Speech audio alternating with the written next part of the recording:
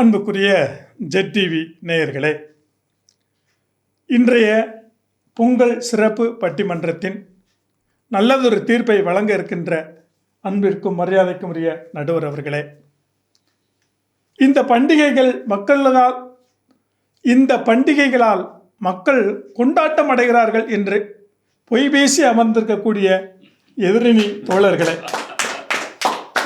இந்த பண்டிகைகளால் மக்கள் திண்டாட்டமே அடைகிறார்கள் என்று உண்மையை பேசி அமர்ந்திருக்கின்ற எண்ணணி நண்பர்களே, உங்கள் அத்தனை பேருக்கும் அன்பு கலந்த நல் வணக்கத்தையும் இப்பொங்கல் நல் வாழ்த்துக்களையும் தெரிவித்துக் கொள்கின்றேன். இப்படி தாங்க இந்த தீபாவளிக்கு எங்கள் வீட்டம்மா ஏங்க இந்த பலகாரம் செய்யலாம்னு இருக்கிறேன், மைசூர் பாக்கு செய்யட்டுமா அப்படின்னாங்க. அப்போ நான் சொன்னேன், ஏம்மா சுற்றில் வச்சு அடைச்சி உடக்கிற மாதிரி வச்சுக்கிறாத, கொஞ்சம் நைஸாக செய்யி அப்படின்னு. அப்போ சாயந்தரம் குளிக்க போகையில் பார்த்தா பாத்ரூமில் சோப்பு எடுத்து பார்க்குறேன், நெய் வாசம் அடிக்கு. ஏமா என்னம்மா சோப்பில் நெய் வாசம் அடிக்கணும்? ஐயோ, அது நான் செஞ்ச மைசூர் பாக்கு, உங்களை கட்டிக்கிட்டு அப்படின்னாங்க. சரி அப்படின்னு என் ஃப்ரெண்டு வீட்டுக்கு போனேன். அவன் போனால் ஒருத்த பல்லு உடஞ்ச மணிக்கு உட்காந்துருந்தான். ஏப்பா பல்லு உடஞ்சி போய் உட்காந்துருக்க அப்படின்னா, இல்லை என் வீட்டுக்காரம்மா முறுக்கு செஞ்சாக, அதை சாப்பிட்டேன், பல்லு உடஞ்சி போச்சு அப்படின்னு. நீ சாப்பிட மாட்டேன்னு சொல்ல வேண்டியதானே அப்படின்னு. ஏன்ப்பா 32 பல்லும் உடையவா அப்படின்னு அவர் கேட்க. அந்நேரம் ஒரு என் மகன் வந்தான். அப்பா பழி வாங்குறதுனா என்னப்பா அப்படின்னு கேட்டான். அப்போ அவர் சொல்கிறாரு, நம்ம செஞ்ச முறுக்கையெல்லாம் அவங்க வீட்டுக்கு கொடுத்து விட்றோம்ல, அவங்க வீட்டில் செஞ்ச மைசூர் பாக்கெல்லாம் நம்ம வீட்டுக்கு கொடுத்து விட்றாங்கல்ல, இதுக்கு பேர் தான்ப்பா பழி வாங்குறது அப்படிங்கிறார். அன்புக்குரியவர்களே, நீங்கள் கொடுத்தா தான் நான் கொடுப்பேன், நான் வாங்கினா தான் உங்களுக்கு கொடுப்பேன் அப்படிங்கிறதா பண்டிகை? இல்லை. இன்றைய பண்டிகைகளுக்காக நாம் காத்துக்கிட்டு இருந்தோம், உண்மைதான். இந்த காலத்தில் இந்த பண்டிகைகள் தான் நமக்காக காத்து கொண்டு இருக்கின்றன. எந்த பண்டிகை செலவில்லாமல் கொண்டாட முடியுது சொல்லுங்க பார்க்கலாம்?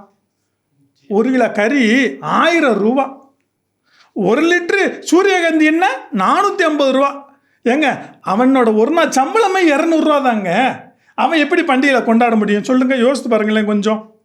அந்த தகப்பன் இருக்கிறாரு, அந்த தகப்பன் ஒரு நல்ல நாள் கொள்ள நாள் வந்துருச்சு அப்படின்னா எல்லாருக்கும் துணிமணி எடுக்கணும், எல்லாருக்கும் பலகாரம் செய்யணும், இதில் விருந்தாடி வேற வந்துடுவாங்க. அந்த செலவுகளை எல்லாம் அவன் எப்படி ஈடுகட்டுவான் சொல்லுங்க பார்ப்போம். அப்போ தன்னுடைய மனைவிக்கு பட்டுச்சேலை எடுத்து கொடுக்குறாருல்ல, அதுக்கு ஏன் பட்டுச்சேலைன்னு பேர் வந்துச்சு தெரியுமா? கடன்பட்டு, கஷ்டப்பட்டு, நஷ்டப்பட்டு, லொல்லுப்பட்டு பட்டுச்சேலை வாங்கி கொடுக்குறார். எந்த தகப்பன் அந்த நல்ல நாள் விசேஷங்களுக்கு நல்ல ஆடையோடு இருக்கிறார் நீங்கள் பார்த்துருப்பீங்க, அனுபவிச்சும் இருப்பீங்க. அதை விட இந்த தாயானவள் இந்த பண்டிகை நாட்களில் காலையில் 4 மணிக்கு அடுப்பங்கரைக்குள்ளே போவாள்.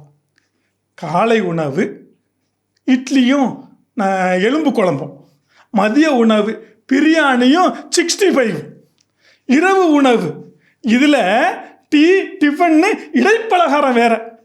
அந்த தாய் ராத்திரி 10 மணிக்கு தூங்க போகும் பொழுது சாப்பிட்டியாம்மா அப்படின்னு கேட்க ஒரு நாதி இருக்காது. அன்புக்குரியவர்களே, இந்த தாயும் தகப்பனும் இந்த பண்டிகையினால கொண்டாட்டமாக கொண்டாடுறாங்க, திண்டாட்டம் தானே அடைகிறாங்க. ஒரு நாள் பண்டிகைக்கு அவன் 1 வருஷம் பூரா உழைச்சி சம்பாதிச்ச காசு என்ன செஞ்சிடறான், செலவழிச்சு விடுறான். இந்த பண்டிகைகள்னால ஒவ்வொரு பண்டிகைக்கும் எனக்குத்தான் முதல் மரியாதை, இல்லை எனக்குத்தான் முதல் மரியாதைன்னு கோஷ்டி பூசல் சண்டை வருதுங்களா? இந்த அந்தஸ்தில் நான் தான் உயர்ந்தவன், இல்லை நான் தான் நீ தாழ்ந்தவன் என்று அங்கே உயர்ந்தவன் தாழ்ந்தவன் என்ற வித்தியாசம் வருதா? ஒரு பண்டிகைனா ஒற்றுமை என்ற நல்ல மதிப்பீடை கொடுக்கணும். இங்கே கோஷ்டி பூசலும் சண்டையும் சச்சரவும் ஏற்படுதே. இந்த பண்டிகை உண்மையிலே கொண்டாட்டத்தை தருகிறதா, திண்டாட்டத்தை தருகிறதா? ஐயா, ஒவ்வொருத்தரும் தீபாவளி போனஸு, பொங்கல் போனஸு கொடுத்தா தாயா அவன் பொங்கலை பண்டிகையை கொண்டாடக்கூடிய நிலைமையில் இருக்கிறான். அவனுடைய ஒரு நாள் சம்பளமே 200 ரூபா தான். அவன் வச்சு எப்படி அந்த பண்டிகைகளை சிறப்பாக கொண்டாட முடியுது? நவராத்திரியில் ஆரம்பிக்கிற பண்டிகைகள் பொங்கல் வரைக்கும் இந்த பாவம் அப்பாவி குடும்ப தலைவனுக்கு எதெல்லாம் கூட்டுதுன்னு பாருங்க. கடனை கூட்டுது, கஷ்டத்தை கூட்டுது, அவனோட எடையை கூட்டுது, அவனுக்கான கொலஸ்ட்ராலை கூட்டுது, அவனுக்கான ப்ரெஷரை கூட்டுது, சுகரை கூட்டுது.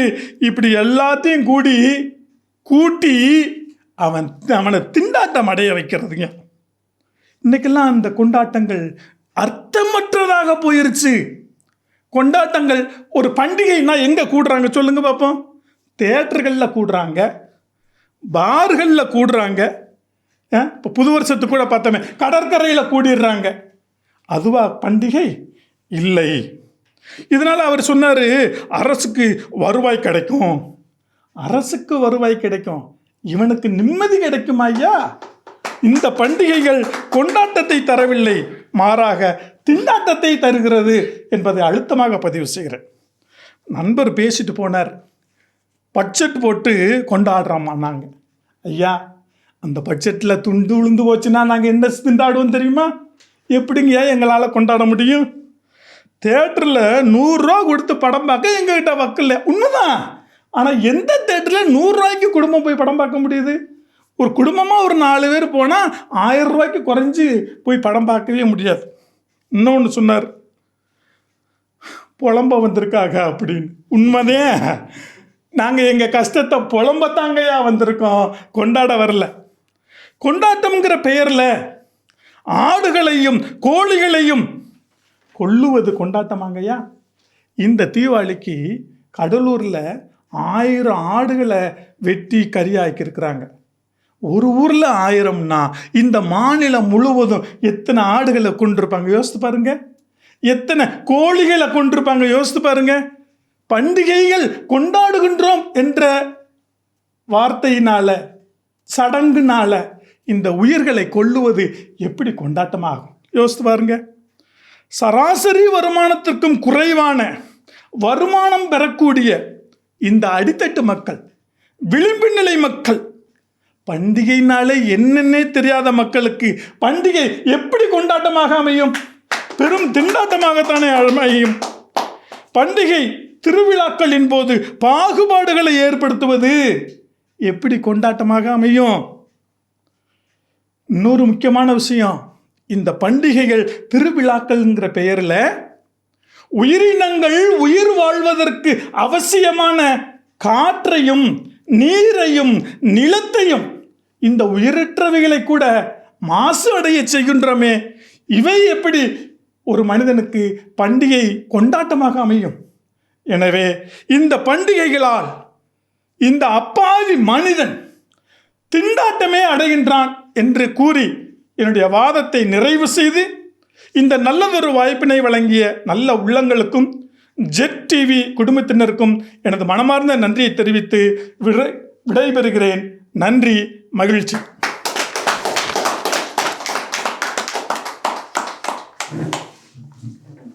அருமை நண்பர் சின்னப்பராஜ் அவர்கள் திண்டாட்டமே என்ற தலைப்பின் கீழே அருமையாக தன்னுடைய வாதங்களை முன்னெடுத்து வைத்திருக்காங்க. எப்படியா இந்த பண்டிகை கொண்டாட்டமா இருக்கும்? எத்தனை வகையான உயிரினங்களை கொள்றாங்க. ஆடு, கோழி, ஏதாவது ஒண்ணா விட்டு வச்சிருக்காங்களா? எல்லா உயிர்களையும் பட்டியல் போட்டு இத்தனை உயிர்களை கொள்ளும் போது அங்க என்ன கொண்டாட்டமாயா இருக்கு? திண்டாட்டமாயா அப்படின்னு சொல்றாரு. இந்த பண்டிகைகளின் போது சுற்றுச்சூழல் எந்த அளவுக்கு மாசு அடையுது அப்படின்றத பத்தி நல்லா தெளிவா அழகா சொல்லியிருக்காரு.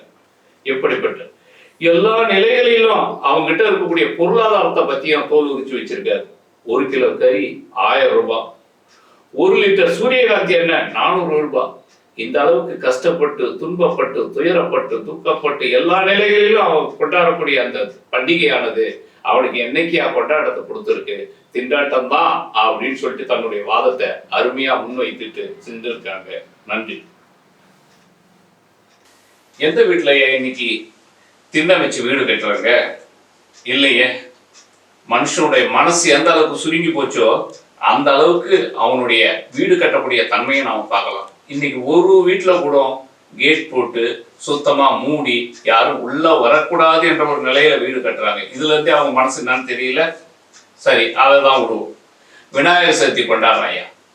நல்ல விநாயகராது கலப்படமான கெமிக்கல் கலந்திருக்கக்கூடிய வண்ண சாயங்களை பூசின அந்த விநாயகரை வச்சு இன்னைக்கு இயற்கையை மாசு அடைய செய்றீங்களே, இது நியாயமா அப்படின்னு வச்சிருக்காங்க. சிவனே என்னாலும் அவங்க மனைவி கூட போனா செவனேன்னு துணி கடைக்கு உட்காரணையா அப்படின்னு சொல்லியிருக்காங்க. நிச்சயம்தான். ஏயா கொண்டாட்டன்ற பேர்ல ஆடை வெட்டி கோழியை வெட்டி இந்த கொலை பண்றீங்களே, இவ்வளவு உயிர்வதை பண்றீங்களே, இது தேவையா அப்படின்ட்டு சொல்லியிருக்காங்க. அருமையான வாதம். இந்த பண்டிகையின் போது பாத்தீங்கன்னாக்கா வெடிக்கக்கூடிய அந்த பட்டாசுகளால ஏற்படக்கூடிய புழுதி மாறு, காற்று, நீர், நிலம் இவைகள் எல்லாமே மாசுபடுறது உங்க கண்ணுக்கு தெரியலையா? எனவே இந்த பண்டிகையானது நமக்கு கொண்டாட்டம் இல்லையா, திண்டாட்டம் தான் அப்படின்னு தன்னுடைய வாதங்களை முன் வச்சிருக்காங்க. அருமை நண்பர்கள், வாழ்த்துறேன். நிச்சயமாக அது ஏற்புடையதான ஒரு கருத்து தான், இதுல மறுக்கிறதுக்கு இல்லை.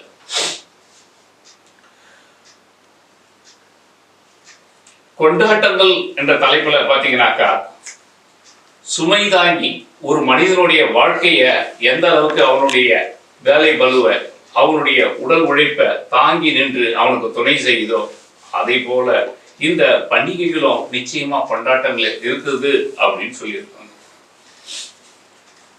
இன்பமும் துன்பமும் இரண்டரை கலந்து இருந்தாலாயா வாழ்க்கை நல்லா இருக்கும். அத்தனை ஒரு ஆண்டினுடைய அத்தனை காலங்களும் கழிந்து அந்த ஒரு நாள் கொண்டாடக்கூடிய இன்பம் எல்லாருக்குமே இன்பத்தை தாயா கொடுக்குது, துன்பத்தை கொடுக்கல அப்படின்னு சொல்லிட்டு போயிருக்காங்க. ஏற்புடையதான பல மதங்கள் ஒன்று சேர்ந்து அங்க மனிதனைய துணை நிற்குது பாருங்க. அந்த தாயா ஒரு உண்மையான கொண்டாட்டமான அந்த பண்டிகை அப்படின்னு சொல்லி வச்சிருக்காங்க. நிதர்சனமான உண்மை. எனவே இந்த பண்டிகைகளால், இன்றைய பண்டிகைகளால் நமக்கு கிடைக்கப் பெறுவது நிச்சயமாக மறுக்க முடியாம சொல்லணும் அப்படின்னா திண்டாட்டம் என்ற வார்த்தை மேலோங்கி நிற்குது. எனவே இந்த பண்டிகைகளால் நமக்கு கிடைக்கக்கூடியது திண்டாட்டங்கள் அப்படின்னு சொன்னா அது மறுப்பதற்கு இல்லை.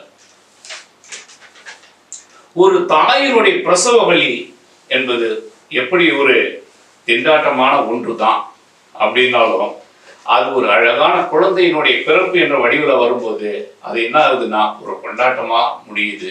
இதுவும் மறுப்பதற்கு இல்லை. வாழ்க்கை என்பது இன்பத்தையும் துன்பத்தையும் உள்ளடக்கிய ஒன்றுதான் என்பது மறுக்க முடியாத ஒரு உண்மைக்கு உள்ள வந்திருக்கும். எனவே இந்த பண்டிகைகள் நமக்கு கொடுப்பது என்பது திண்டாட்டமே திண்டாட்டமே திண்டாட்டமே என்று சொல்லி முடிக்கலாம்னு பார்த்தாக்கா அதுக்கு வாய்ப்பு மிகவும் குறைவாதான் இருக்கு. வருஷம் 365 நாட்களும் உழைச்சி கஷ்டப்பட்டு நல்லா எல்லா வெகுமதி கொடுத்த அந்த ஒரு நாள் என்பது ஒரு நல்ல மனித நேயத்தை கொடுக்குதே. நம்முடைய பெரியோர்கள் கற்றுக் கொடுத்த நல்ல பாடங்களையும் இலக்கணங்களையும் சொல்லிக் கொடுக்குதே. அந்த பண்டிகைகள் நமக்கு என்னைக்கு மாறாம இருக்கின்றதோ அதுதான். எனவே இன்றைய பண்டிகைகளால் மக்கள் கொண்டாட்டம் அடைகின்றார்களா திண்டாட்டம் அடைகின்றார்களா என்ற வாதத்தில் மக்கள் இன்றைய பண்டிகைகளால் கொண்டாட்டம் அடைகின்றார்கள், கொண்டாட்டமே அடைகின்றார்கள் என்று தீர்ப்பை முன்வைத்து முடிக்கின்றேன். நன்றி, வணக்கம்.